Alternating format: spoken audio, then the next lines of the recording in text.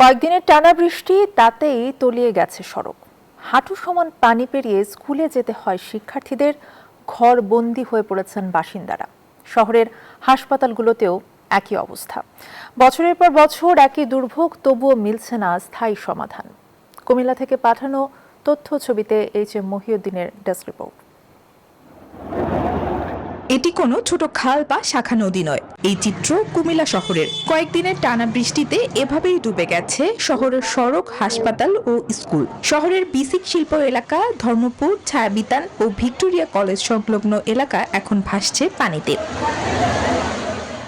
সবচেয়ে বেশি ভোগান্তিতে কর্মজীবী ও শিক্ষার্থীরা। স্কুলের ভেতরে পানি প্রবেশ করায় ব্যাহত হচ্ছে শিক্ষা কার্যক্রম। পানি মারিয়েই রোগীরা হাসপাতালে আসছেন চিকিৎসা নিতে। সব মশার বিরুদ্ধে সুরক্ষা দিতে এলো বসুন্ধরা এক্সট্রিম অ্যারোসল। মশার বিরুদ্ধে এক্সট্রিম সুরক্ষা। কলেজে যাতায়াত করতে অনেক সমস্যা হয় পানি পার করে।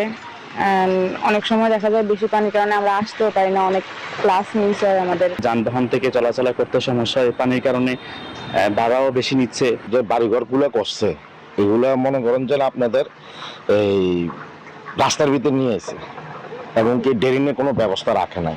অপরিকল্পিত বাড়িঘর নির্মাণ, ড্রেন দখল এবং পানি নিষ্কাশনের পথ বন্ধ হয়ে যাওয়ায় বছর জুড়ে এই দুর্ভোগ বলে জানান অনেকেই। প্রকল্প না নিলে, খাল কাটা না হইলেই এই পানি নিষ্কাশনের জন্য এখন বাধা সৃষ্টি হয়ে থাকবে। এদিকে ড্রেনেজ ব্যবস্থা না থাকার কথা স্বীকার করেছে কুমিল্লা সিটি কর্পোরেশনের প্রশাসক। সংকট নিরসনে কাজ চলছে বলেও জানান তিনি।